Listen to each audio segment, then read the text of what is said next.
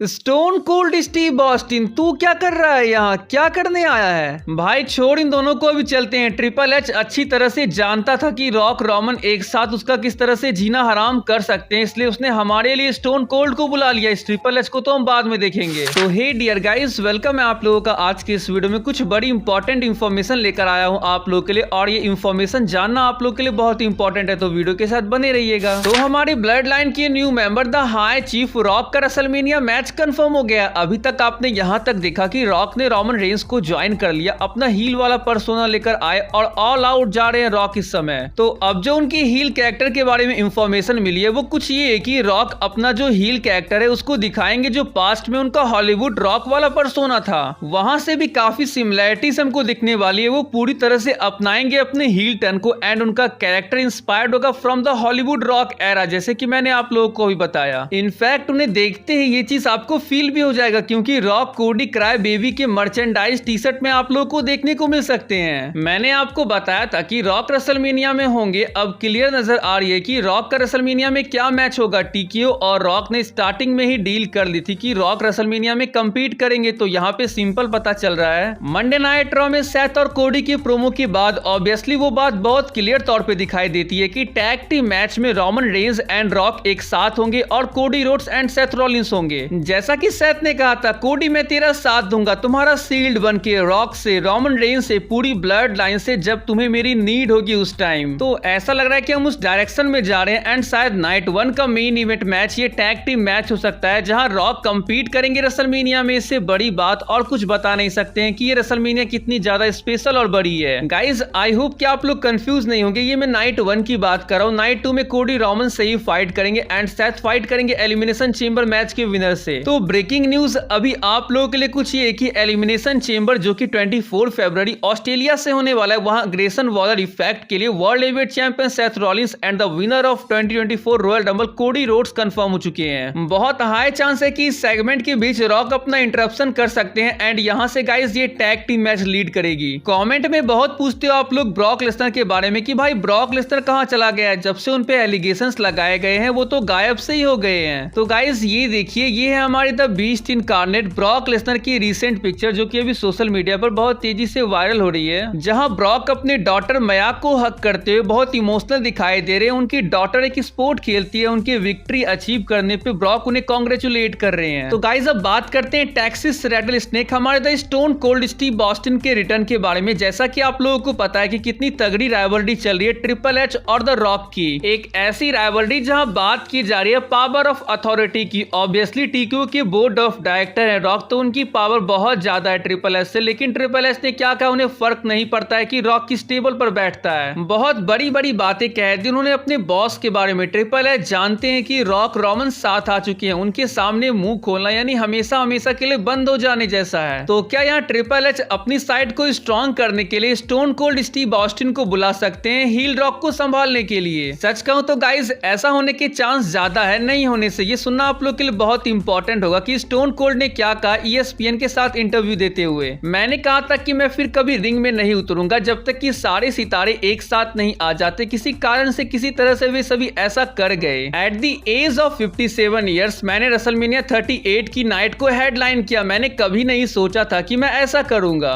2003 में मैं जब रिटायर हुआ तब उस टाइम कोई मुझसे कहता कि इतने साल बाद तुम रेसलमेनिया 38 में कम्पीट करोगे, तो मैं उसे कहता कि तुम पागल हो क्या। इसलिए मैं यहाँ बैठकर किसी भी चीज के लिए ना नहीं कहूंगा, बिकॉज यू से never in this crazy business of sport entertainment. अब स्टोन कोल्ड के इस इंटरव्यू के बाद ये वीडियो बहुत वायरल हो रही है, जहां स्टोन कोल्ड एक पत्थर को तोड़े। पत्थर से मेरा मतलब है कि रॉक को। मैं जानता हूं कि आप लोग समझ गए होंगे कि मैं क्या कहना चाहता हूं, लेकिन गाइस मैं यहां से कंफर्मली ये नहीं कहूंगा कि स्टोन कोल्ड रॉक के लिए आ ही जाएंगे, लेकिन ये मैं आप लोगों से कह रहा हूं कि स्टोन कोल्ड जरूर आप लोगों को WWE में देखने को मिलेंगे एक आखिरी बार रसल करते हुए। एंड यहां से मेरा मतलब है कि रेसलमेनिया 41 में उनका मैच आप लोगों को the best in the world CM पंक के साथ देखने को मिलेगा। ये एक ऐसा मैच है जो कि WWE की हिस्ट्री में अब तक नहीं हुआ है, तो रेसलमेनिया 41 में WWE हिस्ट्री को चेंज कर देंगे। गाइस मैं सच कह रहा हूं, आपको बिलीव नहीं होगा, मैं तुम्हारा साथ दूंगा रोमन रेंस से, रॉक से, ब्लड लाइन से, जब तुम्हें मेरी नीड होगी। भाई सेथ क्यों झूठ बोल रहे हो? पता है आप लोगों को सेथ रॉलिंस रेसलमेनिया में धोखा दे सकते हैं the American nightmare Cody Rhodes को।